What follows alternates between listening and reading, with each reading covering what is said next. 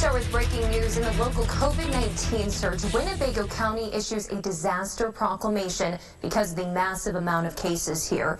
And if you haven't filled out your survey, be on the lookout when you open up your mailbox, because the city of Rockford is upping its outreach for the areas of the community with the lowest response rates. My best piece of advice is if you don't have to be outside right now, don't do it. My toes are freezing. My hands are cold. I'm going on 2 hours outside here, guys. So I am bundled up and I'm still not very warm. Now to our big story that we alerted you to on our 13 WREX News app. A local police officer arrested, accused of sending inappropriate photos of himself to 3 different women. 25 plus miles we're talking about is how far you can see this smoke from. Now the flames not as visible as that far away, probably within 1 to 2 miles, but we still have been getting reports that people are seeing the flames in addition to this really heavy, thick black smoke. We're still waiting to learn from officials exactly what is happening here this morning. We do know that that standoff is going on, and it is going on 5 hours at this point. You're probably going to have to pay more for certain items on Amazon. The retail giant told sellers Wednesday it's adding a 5% fuel and inflation surcharge. But coming up tonight, this whole place is going to be filled with cars, families having a great time. I mean, hello, guys, I'm in Frozen Land right now. That's what they're calling this, with all of the icicle lights, all of the snowflakes everywhere. Good morning and welcome to Only the Good News. I'm Maggie Polsean. These are challenging times, but the region is full of wonderful people doing extraordinary things. And now more than ever, those acts of positivity need to be highlighted. Let's get your week started off on the right foot. I'm going to make you a little bit more jealous. Do you see this? That is a box full of goodies. And, you know, if you guys play your cards right, they might make it back to the 13 News morning team. And happy St. Patrick's Day to everyone waking up early. I figured maybe we'd say it in Irish. Oh, that's a wee thing? It's like, I didn't do this. No. Go ahead. La Fila Fadric Sonadech. We'll teach you throughout the day, I think, because it's going to take you guys a minute to learn it. I'm going to need help with that one. Yep, I figured. And Jeff Matheny is no ordinary hero. I was named the governor's volunteer service for veterans issues. The local veteran served our country patrolling the mountains of Afghanistan following the terrorist attacks of 9/11. What he saw, many of us will never experience. I thought, I'm going to do something to help raise morale. But it's how he dealt with the challenges of war. I like to paint because it gives me an outlet. That makes his story unique. And in the Middle East, a paintbrush is hard to come by. Well, the interesting thing about this technique, So one day, he had an idea. after a meal, I was chewing on a toothpick. I noticed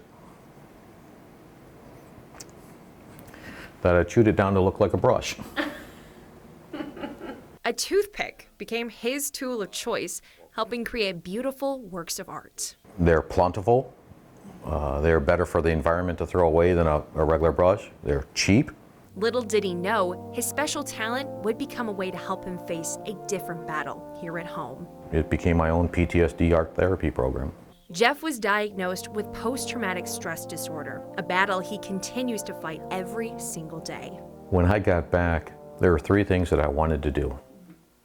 I wanted to pet my dog, I wanted to hug my nephews, and I wanted to walk in the grass with my bare feet.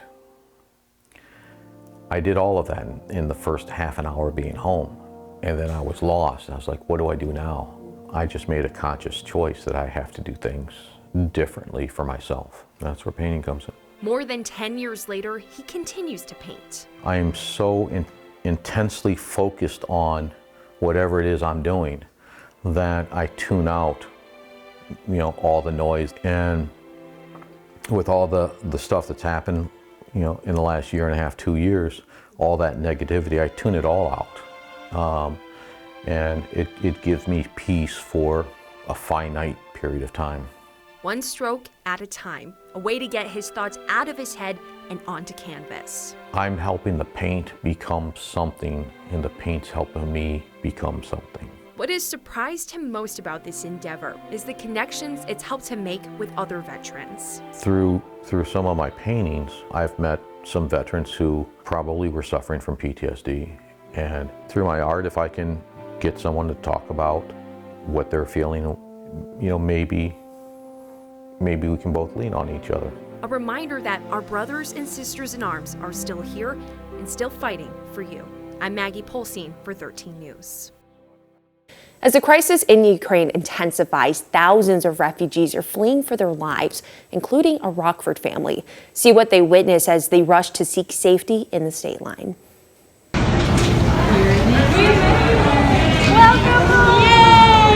It was a moment of relief 2 weeks ago as this family was reunited. Cassie Speck, her husband Garrett, and their 3 kids, embracing Garrett's parents for the first time in months. The only thing I'm grateful for is that our kids are safe. The family traveling thousands of miles with just a moment's notice, escaping the war in Ukraine. As we were praying, we knew that we needed to get our family out. For the past 3 years, Eastern Europe has become home. The family started a Bible school, running a mission, and raising their children. We have 3 small kids. We have a 4-year-old, a 2-year-old, and an 8-month-old. Our youngest son was born in Kiev. So Ukraine is not just this country like it is our home. It is the only home our kids know. In the days before the invasion, the Specks made an escape plan, initially planning to fly out of Lviv, a city near the Polish border.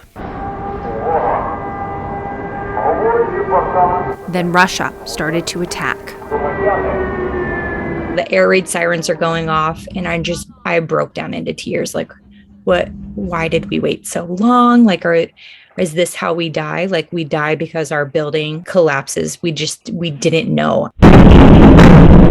With only 2 suitcases, the family jumped in their car and escaped to Hungary. I was like, we have to go. Like, we have to go right now. And we drive the 6 hours to the Hungarian border. We wait for 5 hours at the border. And then we had another drive to Budapest. It was an 18-hour drive. An emotional journey filled with heartbreak and uncertainty. If you are a man between 18 to 60, you cannot leave Ukraine. So the border is filled with moms with all of their kids and day-hour-old babies. So the fact that our whole family was able to get out, that we can leverage the positions that we have and the resources that we have to send them back to Ukraine. Now, the Specks are on a mission to help the people of their adopted country. We are safe, but the people that we love are not. So I am currently running operations from my sister-in-law's basement in Belvedere for Kiev, where I'm answering emails, I'm running fundraising and financing. Doing everything she can to protect the people she once called her neighbors, friends, and even family. We right now are currently having to buy equipment in the EU, in Western Europe, and people are being brave and driving it across the border. There are so many ways that you can serve the people of Ukraine. Obviously, yes, first pray, but there are tangible needs on the ground, not even in Ukraine. Be willing to open your homes to receive refugees. There are tons of ways to partner financially as Kiev is about to face its toughest days as this convoy is sitting outside of our city. As the invasion continues and Russia tries to take over, Speck is hoping the Ukrainian people will triumph. The people of Ukraine, they will fight until the bitter end, whatever that looks like. And however this goes, that the spirit of Ukraine will not disappear. Like, it will continue to go no matter what the outcome of this war is. Putin is war criminal. While they grieve and process here at home, their hearts are on the front lines. It's been really hard to hear. I'm glad you guys are safe. I'm glad you guys are home. And Ukraine is our home. Our kids are safe. That trumps the guilt that we feel for leaving. It trumps the fear that we have for our friends that are still there.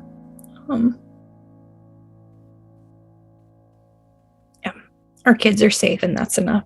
Holding on to their faith, each other, and the hope they'll return. Beck says that her and her family plan to return to Ukraine as soon as they are able to safely. In the meantime, they're continuing to run the Bible school they lead virtually and sending back as many resources as they can.